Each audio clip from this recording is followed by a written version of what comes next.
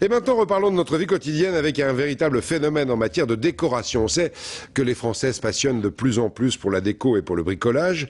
Eh bien, aujourd'hui, on ne se contente plus d'acheter des meubles neufs. On en cherche d'occasion et on les transforme. C'est à la mode à Amiens, enquête de Dominique Lerin et Charles Voissier. Dans un dépôt-vente, c'est un chassé-croisé permanent de meubles et d'objets dont on ne veut plus et que d'autres vont acquérir pour décorer leur maison. De vieilleries qui vont connaître une seconde vie. Cathy et Véronique, fidèles clientes, y trouvent leur bonheur. Elle est en excellent état. Pour faire ce que je veux en faire, ça correspond vraiment très bien. C'est une ambiance, on aime ou on n'aime pas, et quand on a ce virus-là, je crois qu'on l'a tout le temps. C'est vrai qu'on va au-delà du côté poussiéreux, froid, qu'on peut trouver dans ces lieux-là. Et... Le coup de cœur. Le coup de cœur, et après on trouve toujours la place, l'endroit pour le placer. Ça, c'est pas du tout gênant. Mais c'est le coup de foudre et le coup de cœur.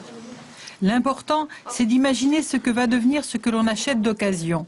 Comment on va le transformer. Une façon de chiner à petit prix qui connaît un regain d'intérêt. Ça date à peu près de 2-3 ans et je pense que c'est dû, je dis, à toutes les modes de décor, les revues de décoration qui ont poussé les gens à dire retaper, repatiner, restructurer, pour donner un cachet personnel, si vous voulez, dans chaque appartement. Véronique vient d'acheter des chambres d'hôtes. Elle les décore avec de vieux meubles qu'elle retape, qu'elle relook. On a cette teinte moderne, très originale, et qui métamorphose les buffets Henri II qu'on a tous connus chez nos grands-parents. Des transformations réalisées au prix d'heures de travail qu'elle ne compte plus. J'ai jamais vraiment calculé le prix, le temps passé, disons, c'est vrai qu'il y a quand même des heures à passer, mais c'est avant tout une passion. Et je pense qu'une passion n'a pas de prix. Chez Cathy, c'est tout autre chose. Tout semble avoir été chiné et elle détourne les objets de leur utilisation première. Un sac à main devient cache-pot, une luge, une bibliothèque. Et ce portant pour vêtements se retrouve présentoir à bijoux. Question d'imagination. Sur le mur, ce luminaire ne manque pas d'étonner. C'est un matelas, c'est les ressorts du matelas.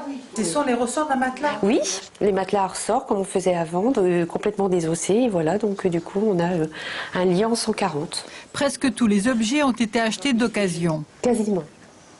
Je sais pas trop aller acheter du neuf, j'aime pas. J'ai besoin d'être...